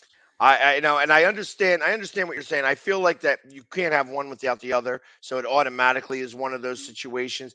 But I kind of feel that same way though, where if you were a ball four and it's a passed ball and it gets behind the catcher and the catcher lackadaisically gets up to go get the ball, that you're already awarded first base. But if you run to first, you could start to run to second. They can do that now. Yes. Right, they can. They're allowed to do that now because obviously they want to try to get that second base. And one of out your Philly ball players, Pete Rose, used to always hustle down the line, right on a walk. He ran it out. right, and that's we're going to see him on Sunday. They're actually honoring the 1980 team. So Are they really in Philly? He's going to and he's going to be in the ballpark. They got permission from Major League Baseball. To put So yeah, good. Like I said, I'm sure this is another debate question for another week. Next week Jack will be back, so we could get a third opinion on this. But I firmly believe that they're waiting for Pete to die before they put him in the Hall of Fame, and that will start the cascade of players that should be in that are not in. And I feel that that's the reason why they're not putting any of these steroid people in the Hall of Fame is mostly because of Pete Rose. That you can't distinguish between somebody who cheated this way and gambling. I understand that gambling's a big deal now, but we're finding out more and more that these players gambled, that media members were gambling. I was hearing a story yesterday that Brent Musburger would tell, like, hey, you're looking live at Soldier Field where it's a chilly 23 degrees with a hard ground, where it sounded like he was being so graphic to explain to the viewer that of what the things were like, when ultimately he was helping out bettors. That Really? it was all about gambling. It was Really? all about gambling. Yeah, you could, and that he typically had tons of money on some of these games. That he'd be calling the game, and he'd have money on those games. It's interesting to hear that side of the story. Was like where he was saying, hey, it's a very chilly day where it could, or it's a sloppy day out here. There could be a lot of fumbles that happen. Or this could be hard to score on this ground here. I'm trying to read between the lines here. Do you remember the movie The Sting? Do you ever, Robert Redford and Paul Newman? Yeah, I know the movie. I'm not. There was I don't want to give the spoiler alert and give the ending away. This movie's been out for a very long time. So 1973, I believe. Best Picture, 73. I think Godfather was 72. I think The Sting was 73. But in that era, there was a line in that movie. I'm just going to keep this very vague, where the whole thing was about a sting, horse right? Race, wasn't it? Well, basically, right. That this was these two con artists, and they were trying to take this guy who had a lot of money, and yada yada yada. But there was a scene where they say something intentionally in one way to try to make somebody possibly bet in a certain direction, right? If that's vague enough, and the person would hear the words and think, "Oh, I should then do that." Is that what you're sort of saying was happening? Like if Musburger says, or whoever is on the radio, "Muddy day," that sort of means like, "Oh, bet for the home team." Is bet that what you're under? Bet under. Okay, so you're looking at overs and unders and things like that. Overs and unders, and where there'd be a lot of points. Like, so he was always, where it sounded like he was being very graphic to express to people who weren't at the game on the conditions of the game, had nothing to do with that, had all to do for betting purposes, and that he was specifically betting the games that he was calling, but also trying to tip bettors. And you would never know unless, this all just came out recently that they were talking about this. That this was now, is this confirmed or is this just a rumor? Is this? No, I think he was the one. They were talking about it on Sports Talk Radio yesterday, and when I heard it, I'm like, I remember Brent Musburger. I Yeah. remember I love it. listening to that. CBS, right? The NFL Today. Yeah, he The was NFL great. Today was Yeah. CBS, and that he specifically would be very graphic with how he expressed what was going on in the field. And you just kind of took it as, well, this is guys just being a good announcer. Is like just explaining what's happening and what's going on. But ultimately it was all for the gambler. And Interesting. realistically, it was CBS that brought in Jimmy the Greek. It was all They for did. betting purposes. Well, that was they used to, obviously people have always bet on NFL games. It was always like done more secretly now. I mean, now the leagues are so aligned with these various betting apps and things like that. We could talk about that too. I don't think any of this is good for the game. Oh, I agree. And I just think like the prop bets and like people, I don't think it's good for the people either. I think people are more and more isolated. They're less and less willing to go outside and interact with other people, obviously. And the more opportunities they have to just try to make money, I'll bet this was a ball rather than a strike, and ding, ding, ding, and all that kind of stuff. I just don't think any of this is good for a lot of people, and I don't think it's good for the sport to be so closely aligned with all these various ways to bet. Because as we've been talking about, we started off talking about the golf thing, right? Money makes people behave in certain ways, in general, with large parts of the population, right? And so if there's a lot of money going one way or another for whatever sport in whatever way, that just opens up the idea of the sport losing some of its integrity because there could be foul play going on. And one of the things about sports that makes it so great is when the impossible happens, you want to believe that it's really real. You don't want to believe that it's manufactured. Or when the umpire makes the bad call, you want to believe that the umpire just made the bad call. You don't want to believe that there was something else that caused that bad call to be made, right? I think the thing that keeps sports what it is the idea that it's all real. And I think the more you have people are always going to do that. But the more that the sport encourages all this different type of odds and betting and prop betting and all this kind of stuff, the more it just makes the viewer ask the question, right? Oh, he scored. They just gave up that last minute touchdown, which changed the odds, and like, that kind of thing. It happens all the time. There's a whole podcast that's called "The Best of the Bad Beats." How is it that a team that's two teams that are playing under the entire game, in the last 3 minutes of the game score like 4 or 5 touchdowns that wind up making the game go over? Or what was better yet, I love this one, and it was a college game, and I'm not a gambler, but I love watching these things specifically because is it somewhat scripted? Is there a script that's somehow involved with this? Where you had 2 college teams that played to like a 10-10 tie, and because of the way the overtime rules are made, you start from a certain level and you score a touchdown and you get that full touchdown points. They went through, and like the over under was like 63. The end of the game happened, there's 20 points. Between the however many overtimes they went back and forth, they wound up going over, and it wound up being like 67 points. And how is that feasible? Like without help from anything, you know what I mean? It's like, right. And we want to believe as sports fans that it just happened, because that's what makes it sports, right? If the outcome's predetermined, or if something else is the reason why this event happened, that then the sport loses its integrity. Then it loses its realness. Then we're just watching a scripted show. And as a sports fan, you want to believe, like, you're playing in your leagues, I'm playing in my leagues. Listen, am I very good? Many times I'm very bad. I got to be honest. I had a game earlier this week. I was terrible. I'm a pitcher. I was terrible. I came back on Thursday, pitched pretty well, but on Tuesday I was terrible.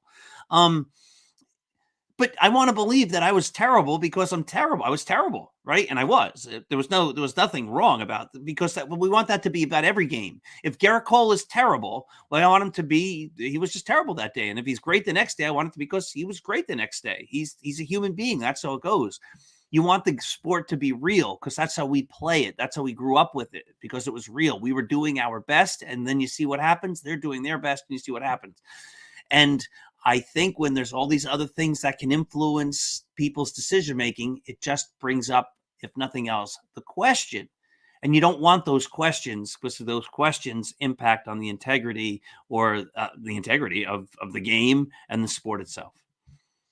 Well, no, and I agree with that. So, but I just find it interesting. I mean, obviously now all these leagues are aligned with gambling because there's a lot of A revenue. lot of money. There's lots of money. Advertising. I mean, you can't go on any sports talk radio station, ESPN, or anything without seeing a gambling app.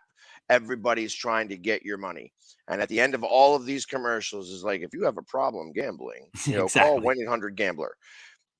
Really? I mean, like, because ultimately you are you trying to want them to call? Because obviously not, because you want to take your money. And that, hey, we will, your bet is fine. You're going to be a winner either way, as long as, all the way up to $1,000. So I could bet $1,000 on black. And ultimately, if I lose that bet, you're going to give me $1,000 credit where I could then play it again on black and maybe win and then win my $2,000. So it's. Listen, one of the Okay. things that's always casinos would not be open if the majority of the people won. They're open because the majority of the people lose, obviously, right? The odds are in favor of the house.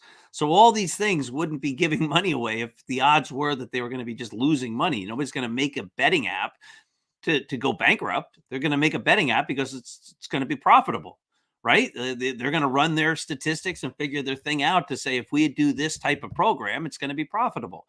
So obviously the odds are that you're going to lose. It's a losing proposition in the end.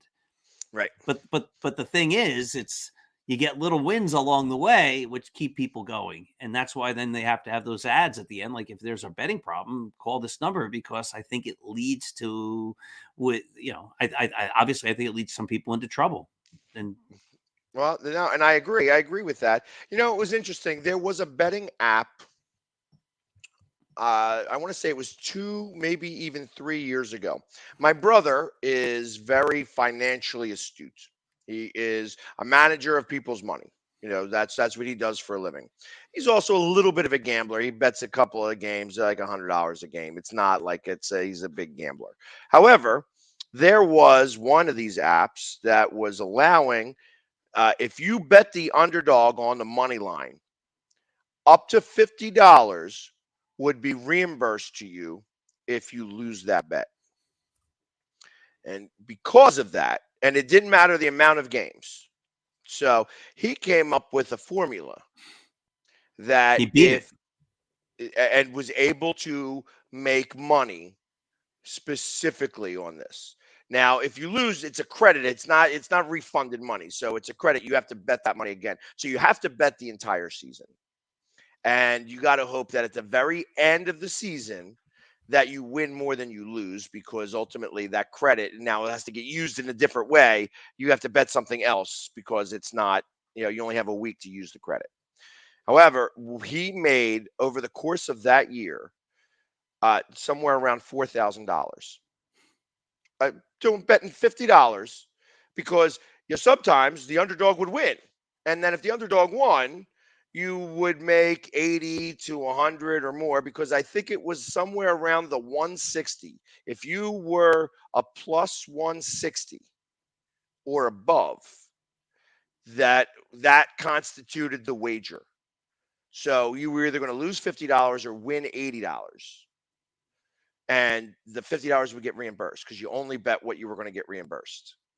And literally, he was doing that, and he made like $4,000 or $5,000. They didn't offer it again the following year. However, he was telling me that it wasn't betting anymore; it was a financial decision. Right. Yeah. So Well, he figured out a loophole that where you could actually make money, but I think most times it most just people doesn't make didn't sense understand that, but otherwise. he wasn't financially, like, he's financially astute, so he immediately did the numbers in his head and said, yeah, this is going to make sense for me to do this. However, it's no longer gambling. Right. It's now you are investing money to make money, and Mhm. you're making money off of not necessarily the best circumstance, but they made the rules, not you. So, and they're figuring that not everybody is going to figure that out, that he may be one of 100 people.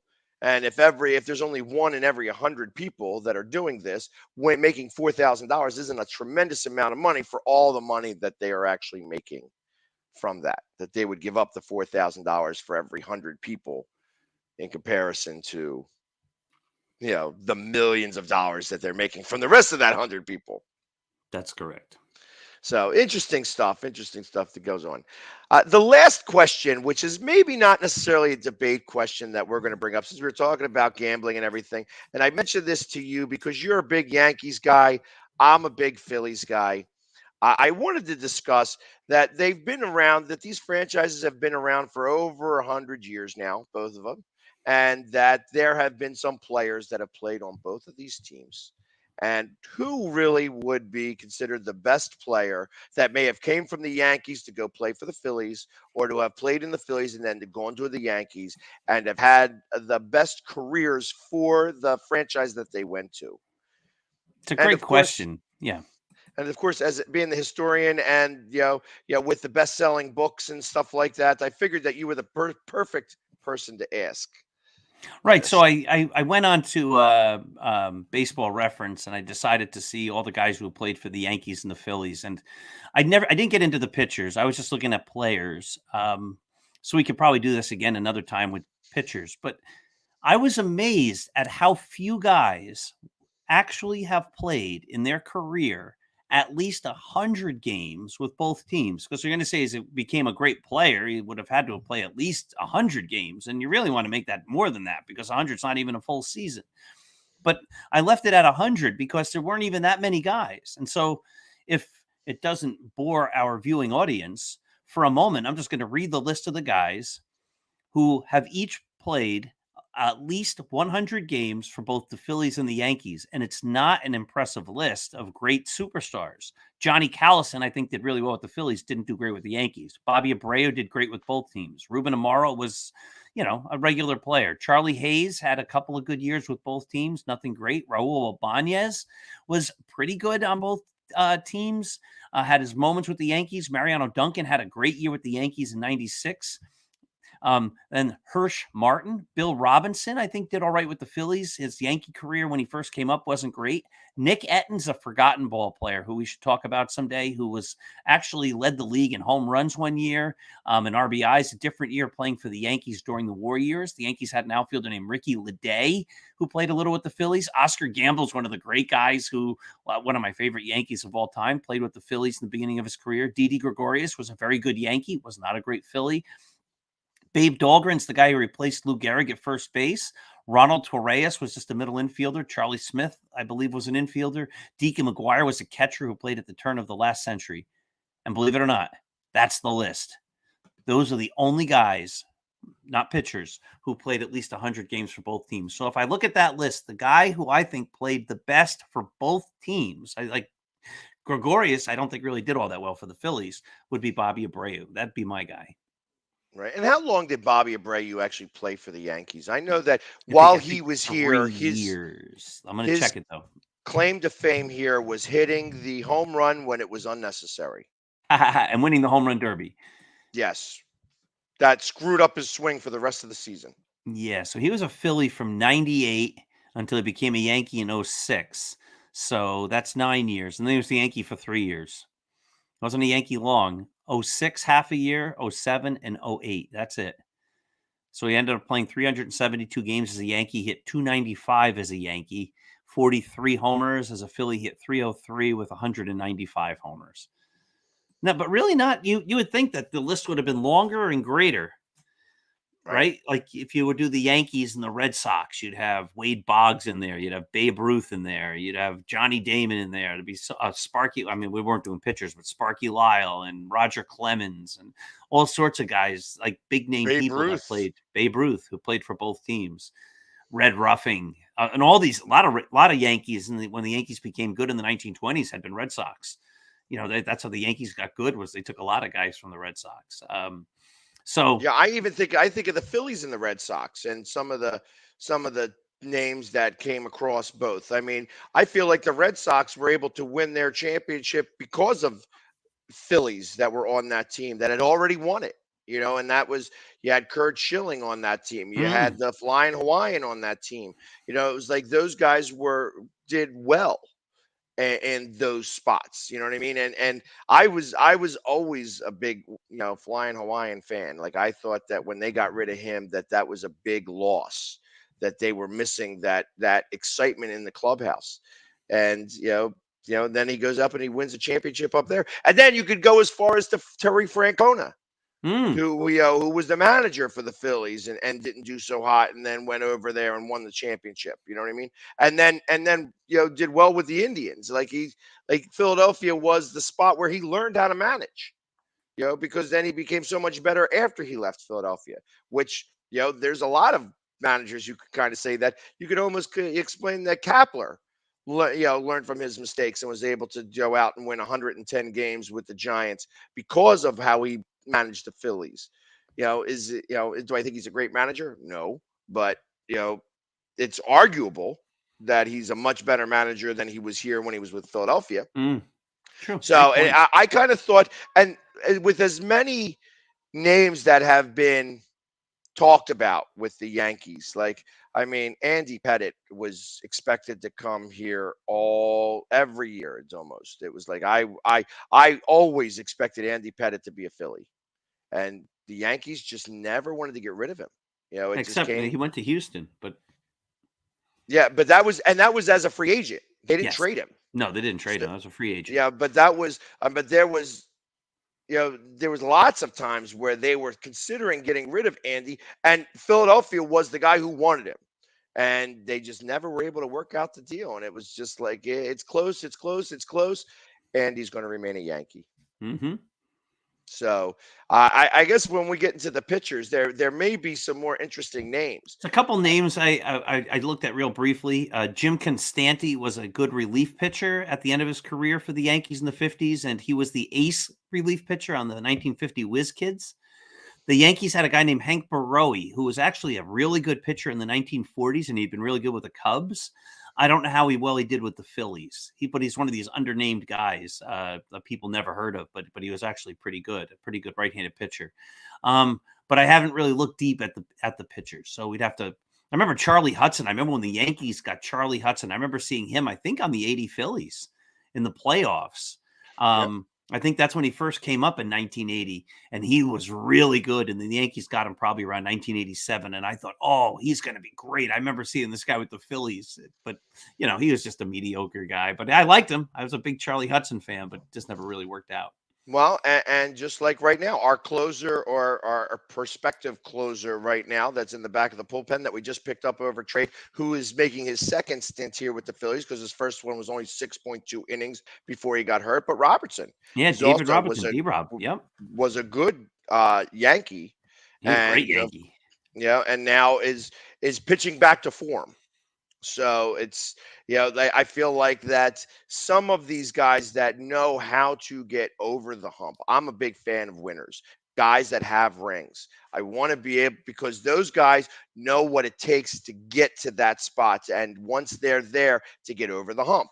You have to be able to get over that hump. And having that ring gives you that little bit of extra saying, yep, I was a world champion before. I am going to be a world champion again, and I'm going to bring these guys with me. So I'm a big fan of those types of players. And, the Phillies now have a couple of guys that have rings.